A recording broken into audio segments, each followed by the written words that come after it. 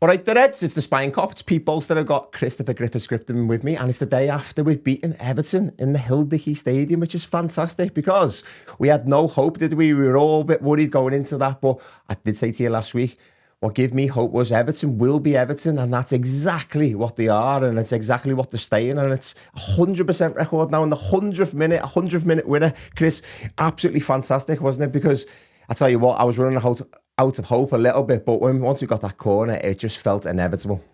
Yeah, absolutely superb. It's great to sit here, nice big smile on your face, bragging rights. Love it, absolutely love it. First game at the new stadium, 3 points, takes us a bit further clearer of Everton who were pushing up there as well at one point. Result from Chelsea, again, takes us 7 points. It's been a good weekend. I feel like the bragging rights thing there that you're saying is bigger than it usually is at this point because we haven't had the best season. That's clear. There's no doubt about that. But it was the first game at the Hill Dickinson Stadium, and it was absolutely massive for Everton. And it was massive for us. I'll come on to that in a moment, but it was massive for them. They had the whole Bluesky and they had the whole blue flares, the lot. It was so big for them that they had to get off to a good start. They haven't had the best start at that stadium. I think they've only won 6 out of the 17 games they've played. They've won 0 derbies so far, 0. So that means that it's a minimum of 2 years before they could eventually get above now us in the derby record, which I can't see happening because I just think now that we'll always be ahead because we're already one ahead. But to just to touch on the fact that we couldn't win a trophy this season, and that certainly wasn't winning a trophy yesterday, but it was a small consolation that we took their trophy away from them.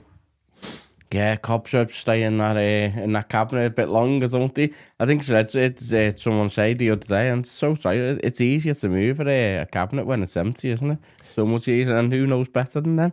But no, absolutely superb, mate. It was so important for us. It really was. It was big for them being in a new stadium, but it was more important for us with the Champions League positions, and it does, as I just mentioned then, it's putting us 7 points ahead of Chelsea now after that win, after this, which has been a great weekend for Liverpool. It's been fantastic. Has. No, you're right. It's been fantastic. Chelsea getting beat.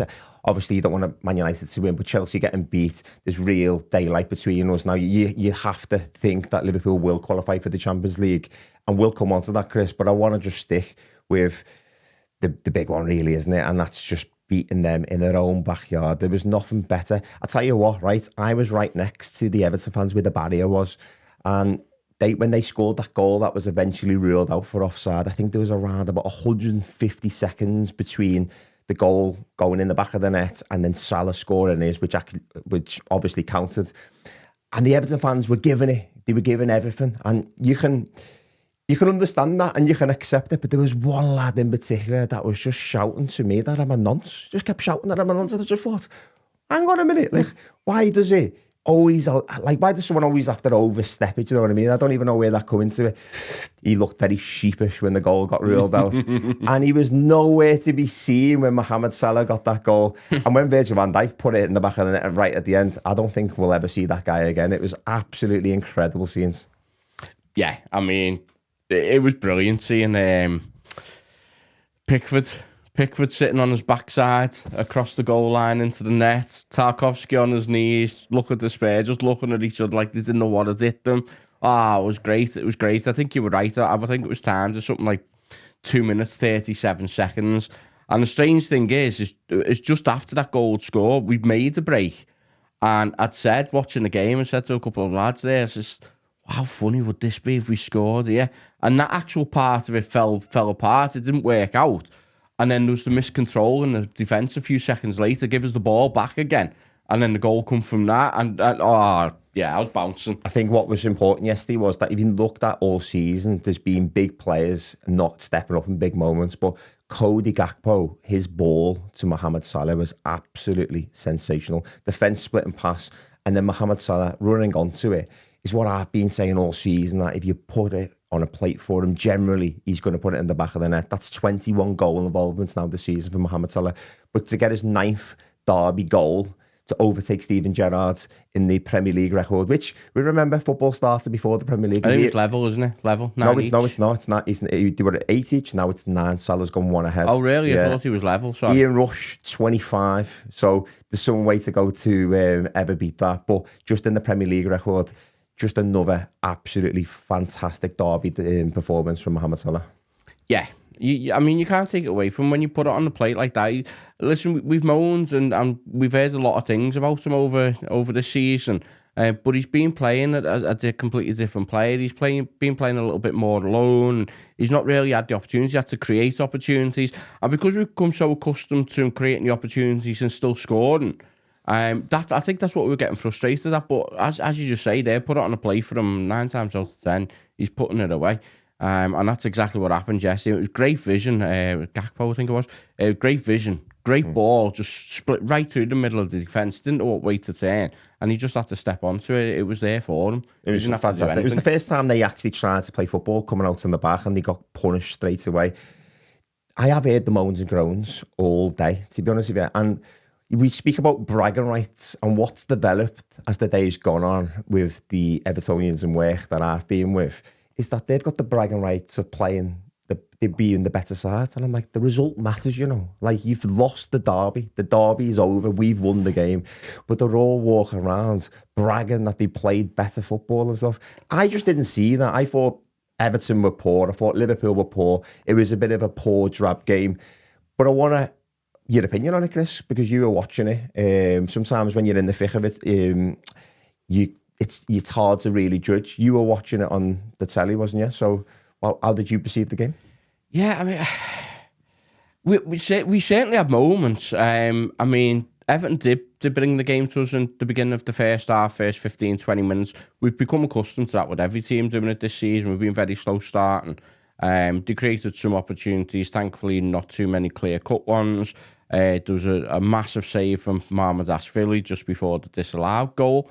Where he got down to his left, got a strong hand behind it. It was absolutely brilliant save. It was a great save, that. Yeah, I mean, because again, that could have changed the game because we hadn't really got going at that point. So if that header had gone in, I think with Beto, then you don't know how this is going to go because you never know whether Liverpool are then going to step up or not, or whether they're going to sink. Thankfully, he stepped up to the plate in Alisson's absence. He got it down there. Great save. Then we had the disallowed goal. Rightly so, there's no arguing with that. It's factual. Offside's offside, isn't it? And then, as I say, we go down the other end, 150 seconds, 2.5 minutes later, whatever way you want to put it. Brilliant. Absolutely brilliant. Curtis Jones was in a bit of a situation with, I can't even remember, was it Dewsbury Hall, I think it was, that was going through and goal. We spoke briefly off air before and said that, give our opinion, but loads of Evertonians are claiming that it was a penalty. You didn't see it that way, did you, Chris? No. I mean, the issue is football, okay, yeah, it's a less of a contact game now than what it was, but it's still contact. And at the end of it, it's not a challenge. He hasn't got his hands on his back. There's not, I mean, listen, if you're going to talk penalties like this, then you have to look at the Canate one. I think it was Canate last week, the week before. Hands were out, clearly on his back. There was clearly a shove with an outstretched arm. That wasn't given. I felt we were lucky that one wasn't given against us because that was blatant. You know, it was blatant as anything. He took a massive risk and he got away with that one. Jones is much more. It's just a bit of a shoulder, top of the arm, come together. I think Dewsbury all knew he wasn't getting to his the legs ball. Did tangle though, so that's why. So I've seen the impact with his legs did bring him down, and for me, it's a foul. The problem what I've got, and I've only seen a couple of clips back because I've not watched the game. I've not watched the highlights back properly or anything, but I think it was outside the box. So I'm pretty sure it's outside the box, and that's why you can't interfere anyway. You think it wasn't enough contact there, but I think his legs did bring him down. I think that's what the problem was. I think the difference for me is, I mean, to be honest, I didn't even look at it being outside the box because I was just focused on them talking about it, being a penalty, whether it was a push, a shove, or whether it was enough. So I didn't notice whether it was in or outside the line. I mean, obviously, if it's outside, then there's no question about it anyway. But if it was inside, again, I still don't feel. I think the issue, when you say there's contact with legs, is the running alongside each other. If Jones had come across the back of Dewsbury Hall and legs had contacted, I think that's a different story. I think that's what happened though. he didn't come across him. I think if you watch his legs again, I think it's a foul. I think we got away with one there. I think it's a foul. I actually thought Curtis Jones was terrible. I thought his performance. Yeah, he's not a right back, and you have to say that initially and say like, well, you know, he's not. He's a player playing out of position, and he's also a player not blessed with pace. So then to play him at right back, it's going to be really difficult for him. But I also still thought he was awful. I thought there was moments when he keeps hold of the ball, and people have said it and people have heard it all before about Curtis Jones. But you must know when you're 25 years of age, I think he is that when you're playing a different position, it's not the first time he's played right back, just get rid of the ball. Sometimes you just get rid of the ball. You don't dawdle on the ball. You haven't got as much time. You haven't got much time in the midfield, never mind at right back. I think there was moments where his decision-making was really lackadaisical and could have cost us. And I personally think that could have cost us as well. Yeah. I don't think Jones had a good game. I don't think he was the worst on the pitch, but I don't think he had a good game. I can't disagree with that whatsoever. I felt Konate had a poor game. And for the goal that we conceded, I thought he was absolutely awful. He was like a rabbit in headlights. He didn't know what he was doing. He stopped, he sort of half-turned and decided he wasn't. But by the time he made his mind up, he'd already passed him. I think he was I don't think he had a good game at all. Do you think that's down to the right-hand side, though? So we could speak about Konate for a long time and analyse his performances, but just to give him the benefit of doubt for a moment, when you keep changing that right-back over and over again, I think there are partnerships on the pitch, and when you haven't got the midfield protecting you, and Konate's been utilised certainly under Jurgen Klopp at times when he was covering Trent to make sure he's sort of playing that right back role as well, to make sure he's covering that space. And sometimes I think it's maybe there's no real cohesion there. Yeah, I think if we're analysing the whole season, then you're probably not far wrong with that. Yeah. But I'm talking about this particular incident. He's already there. He's already challenging for the ball, and he just gets lost. He gets caught in two minds of what he's going to do. So that to me, that specific incident leading to that goal had nothing to do with the right back and any confusion there whatsoever. I think he just got lost in what he was doing. But yeah, certainly, if we analyse in general as a whole season, yeah, you're probably right. There was a moment when Better went through as well, and I don't think Konate was covered himself in glory. No, he was poor. He had a poor game. He really did. Konate, he didn't have a good game at all. And especially that goal, as I just mentioned then. I also felt Gravenberg didn't have a great game, and Wirtz I thought was awful. I thought Florian Wirtz was redundant. Yeah. I thought Isaac and Florian Wirtz were both redundant. And again, it begs the question, and you don't want to be too negative because you just won the derby, but you have to just say what it is as well, that what was the team selection all about? Because as soon as that team come out, you look at it and you say, well, that's really attacking, but where's the plan to win the game? Where's the plan to score a goal? Liverpool have had many situations when they've gone into the derby away at Goodison Park over the years, under Rafa Benitez, under Gerard Houllier, under whoever, and there was always a plan of action despite what the team was. I remember Brad Jones being in goal at Wembley in 2012, and we were like, oh God, this isn't going to be good. But there was always a plan. I didn't see what the plan was yesterday. No, and I think that, Peter, we touched on this all season.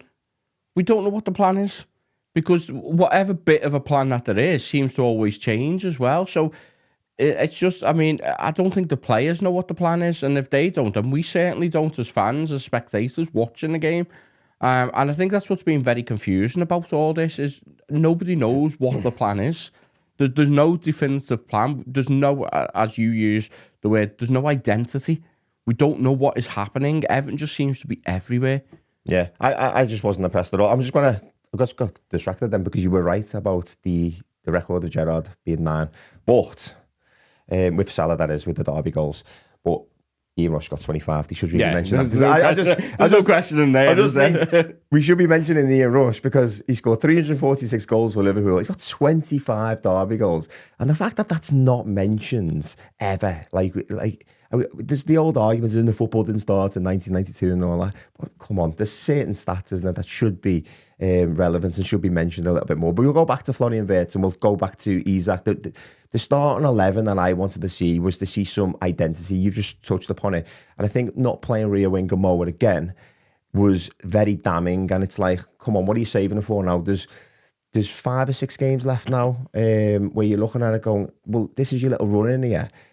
And Liverpool are crying out for what he offers. And when he did come on, and I know he skied it over the bar in that little one chance that he had, it was very reminiscent of the goal at Newcastle away, because the ball came across, and I think Dominic Szoboszlai, I think it might have been again that done the little step over, and it seemed like there was some identity. It seemed like there was a move, because they literally replicated the same mirror image chance that he had against Newcastle. So then, therefore, you go, oh, I can see a little bit of pattern of play there, but why didn't he start him? Yeah, this is my thing as well. I mean, it was also a slightly similar to the Fulham goal. Was Fulham. But instead of it being a pass to him, he's created it. But from the point of the contact of the ball into that far side of the goal, it's what we've become accustomed to at Rio. And you do expect him to hit the target there, unfortunately. Yeah, I think what I'm getting is, though, so that he made that himself, whereas this one was more of a team. Yeah, it was set up. Yeah, and that's my point, that we didn't seem any clue of what we were doing for. I was gutted they didn't go in for the lad, because I tell you what a great derby that would have been for him. No, I'm really happy with the outcome now, Chris. I'm fine with it, because that would have given Everton a chance to strike back, and also it wouldn't have broke the heart as much. Yeah. I know. I mean, what a day that would have been for young Rio, though, if that had gone in. Nah, it's all right. That's fine. Do you know what? I've got to wait late there. What was even your question? Too busy thinking about Rio. The fact that, so we were talking about Vert, we're talking about Isak, we're talking about what the plan was. When Arne set the team up, what was the plan yesterday? Yeah, I think for me, I felt it was a bit shitty, really, on Isak. What happened? And people say, how can you feel shitty? He's a millionaire, he's on X amount of money, blah, blah, blah, blah, blah. Yeah, he's only just come back from a major injury. You've threw him into what's going to be a hostile game, knowing that he's not going to complete the game. Anyone who thinks he's going to complete that is on another planet. And I just don't think it was the right decision. We've mentioned before about if Ekitike was available, then maybe that set up. But with Ekitike in front, you could understand why he'd do that. But for me, that was the perfect opportunity to do something a little bit different to what he's been doing, and to actually move Gakpo into the middle, which is what I criticised last time. But given the situation and another injury, that would have been perfect to move Gakpo into the middle and to have Rio on to the left.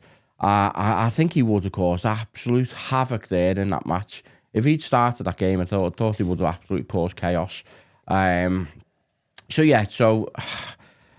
think he put Isaac in a shitty position doing that. Yeah, I don't understand it. I probably understand why he didn't play Rio to a certain extent, but then you sort of like, well, it's like what you're saying about Isak, is that Isak's just come back from an injury, and I think the last thing you do, if you think about the 2 fixtures, what you'd last do with someone come back with a broken leg, is saying, do you know what, mate, we're going to throw you in against the European champions, possibly the best team in the world, and then after that, we're going to throw you in away in the derby, which is one of the most ferocious fixtures in English football, where people are going to go in hard and, really got to fight for every ball and every inch and every possibility in the game, that you've got to make sure that you've got to put everything in. While the team are underperforming, while the team have lost 4 of the last 5, and while the team have got no idea of how to play with you, it's a bit mad, isn't it? Yeah, absolutely. Listen, if you had like a very young Gerrard, an 18, 19-year-old Gerrard who's pumping, he knows what it means, and he's got the passion, he really wants to get into the game, I could understand why you wouldn't want to start the player, because the last thing you want is someone to get overconscious, not be level-headed, and end up with a red card in 15, 20 minutes, first 15, 20 minutes. That's the last thing that you want. Rio hasn't shown any of that kind of thing. He's been very level-headed. Okay, yeah, there are occasions when you can argue should have laid the ball off where he hasn't. He's done another step over and come in. He's going to learn all that as he gets older.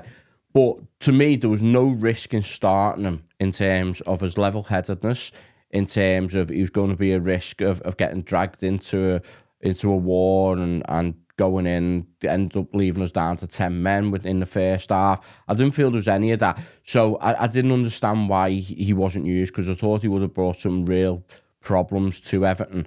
And I think then, as we just mentioned before, the wise thing to do would have been bring Gakpo into the middle with Rio starting, and don't put that pressure onto Isaac straight away. You know what I mean? We paid a lot of money for him. He's just come back from a broken leg. He's had a few injuries before that as well, which has kept him out. You know, we need to ease him back in to make sure that he doesn't get injured yet again. Now, okay, yeah, we're coming to the end of the season, but it doesn't really matter because the more injuries you get, your human body, it's not going to take it all the time. No, it was stupid. I do think it was stupid. What was another thing was concerning is the goalkeeper goes off. So Liverpool go from bad to worse in the sense of luck because the goalkeeper gets injured. It looks a bit of a bad gash, that one. I didn't realise it was a gash until I seen it before. He might now be out, but if we just talk about in the immediate aftermath yesterday, I'm seeing Freddie Woodman come on, and I don't know if you watch the pre-season games, Chris, but I seen him run out a goal in pre-season, like someone pressed triangle on FIFA or something, and I was just like, what is going on here? He looked like a madman. He looked all right when he come on because, yeah, he was only tested once, but it was more the fact that he ran out, he charged out, and he was cool and he was calm. And actually, he looked better with the ball at his feet than Mamardashvili. So that was a real good one for him. But also the mental resilience that the Liverpool players went through to make sure, you know, you've not got a right back there. You've had all the players missing this season. You've had all the things that have gone against you. But then the big men stood up and they were counted for despite things going wrong at the Hill Dickinson. What was alarming to me though was I'm there. I want to win the game. We're playing Everton. I don't really care about what's gone wrong. I don't really care if Freddie Woodman's in goal. When that 11 minutes went up, there was only one team that looked like they were trying to win the game, and it wasn't Liverpool. In that first 5 or 6 minutes, I felt like Liverpool were trying to waste time, and that to me was damning because we won the game and it's fantastic. But if we didn't win the game, you're like, what are you doing here? What's the tactics here? And it was only the muscle memory, I believe, when we think about that little move when Rio had the shot and then Liverpool started to creep forward a little bit. It was the muscle memory of why we went and won the game. I don't think there was any tactical decision there to say, come on, Reds, we go and win this. Let's go and get 3 points against this shower of bastards. Yeah, I mean, funny enough, it's strange that you say that because the lads, when I was watching the game, there was an instance just a few minutes before, I think it was Jones, there was a few passes just inside the Everton halfway line area, and it looked like we had an opportunity to break forward, and then we stopped and passed it back again, another couple of passes, and then Jones ends up going back to the goalkeeper, and I want to say it was around 97 minutes, something like that, and I said to the lads watching the game, I said, you know what, I said, Liverpool are happy with the draw here. We're not pushing for this. Yeah, we really was. We're happy with the draw here. And I was a bit gutted by that. But then, obviously, you know, you got your level head of it. Well, 1 point's better than none, especially with that it would have put us 5 points clear. So you can take that point. You can say to yourself, that's fine, you know. Yeah. But for us, it's not because... It's not, no, because you want to be winning, you should be winning, and we've become accustomed to being an attacking team and not giving up. How I approached this week, Chris, was the season's been crap, and I tried to take myself out of what it means to qualify for the Champions League, whether it's like how bad the season's been, the manager, is he the right man for the job or whatever. I just thought, no, you know what, when I was a kid, I just wanted to win the derby, and that's exactly what I put myself in the frame of mind yesterday. There was someone asked me before the game, would you take a draw? I said no. Would you take a draw at half time? Someone said to me, I said no, there's no way. I'm here to win the game, and that's what I expect my football club to be doing against a team like Everton, because they're only like Fulham, aren't they? They're just from Liverpool. That's the only difference. Like, they're not that good, and we should be going to beat them. But tell me about Virgil van Dijk, because the captain has scored more goals since signing for Liverpool than any other defender, which is 29 now, which is some record. Someone said to me today, it was lucky. I said, mate, he's got 29 goals as a centre-half. That's no luck. Yeah. He's done it before against Everton as well, Chris. Yeah, it was his volley as well, wasn't it? That led to, well, if you can call it a volley, that led to Origi's header. Oh, yeah, it was. I was more referring to his debut at the FA Cup. Yeah. So, I mean, yeah, it's some going for any defender to score a goal like that. It really is, you know what I mean? And to get so many. But that one was just so crucial yesterday as well. Because not only has he got up there, he's got the 3 points for us. It's come from a great guy. You know, he really has done a lot. He hasn't been the same this season as the original Van Dijk that we knew, you know what I mean? But again, it's like some of the other players getting a bit older, but he's still there, he's still doing a great job, and he's still scoring goals. And that goal was just so important. It really was important, because now, just to touch on the league position of that, I think it was a 5 point. No, forget about the league position. You keep trying to be sensible. I'm talking about just beating Everton. Forget about that. Just beating Everton. It was that important for that reason. It was. Is that the greatest derby win in Premier League history? Now that it's the new stadium, you got the bragging rights. They've won 0 derbies. Oh, do you know what? No, for me, it's not. Yeah. For me, the best one was the Origi. The Van Dijk half volley, whatever the bloody thing was. It wasn't even a shot. And how Pickford messed that up and Origi followed it. That for me is the best, mate. But I get what you're saying. Yeah. I get what you're saying. First one at the Hill Dickinson. Yeah, superb.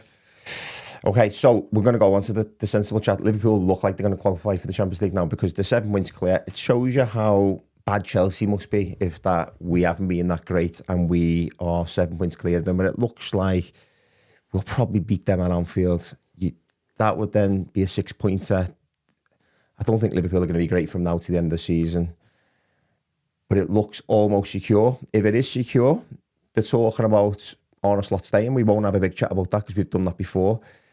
It looks more likely than it did a few weeks ago to me that he might stay. Liverpool will have Champions League money. If he is to stay, they do need to back him. That's clear.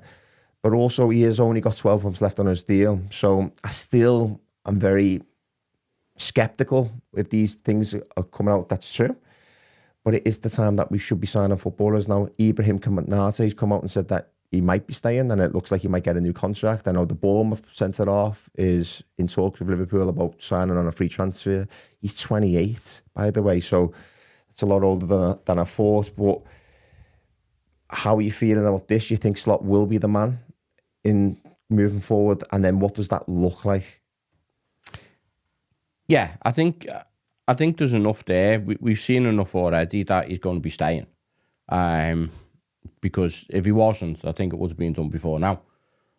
So yeah, I do think he's staying. Whether I think he should stay is a different thing. But yeah, I think he will be staying. It's a tough one.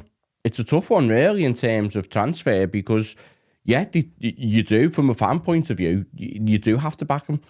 If he's going to stay, we need further improvements, especially losing more players. Not about fan, because we support our team anyway. It's not about us. I'm more aware about the ownership. So the ownership now, if you're going to make sure he's the manager for next season, they've got to financially back him. It's very risky, isn't it?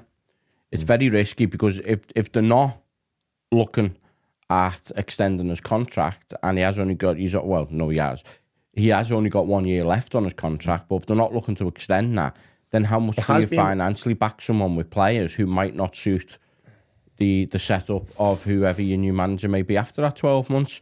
For me, I think it'd be very risky to keep him that extra 12 months because we know there's a great European manager there, an ex-legend of the club who's available now. So if you pass that up and you go into next season still with Arne Slot, I can't imagine Alonso being available the following summer.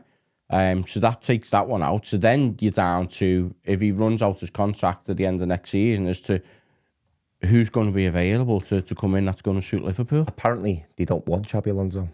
And that's becoming more clear that they just don't want him. So if Arne Slot was to be sacked, they still don't want Xabi Alonso. So that is the talk coming out of the hierarchy of Liverpool. Maybe it's the way they say about the 3 at the back. People keep saying that. I'm not really sure because people are judging Xabi Alonso off a very small sample size. And he was Leverkusen manager for only 2.5 seasons, I think. And maybe sometimes you play those tactics because you have to play them with those players. Because he played the back 4 at Real Madrid, and I know that didn't work out, but that's more of a different reason, isn't it? There is a little bit of talk, just so you know, because I did read that, which I did forget to mention, Chris, that he could be getting a new deal. I think personally, if you are going to keep Arne Slot as the manager, you're sort of going to have to give him a new deal. I think you can't go in to a new season with the size of football club we are by allowing his contract to run down, because what does that say to the rest of the players in the dressing room that, like, you know, this guy might not be issue. Again, it's another big risk, isn't it? Because, you know, you're then going to give him an extension on his contract, not knowing how this is going to turn around next season. You're going to financially back him in the market.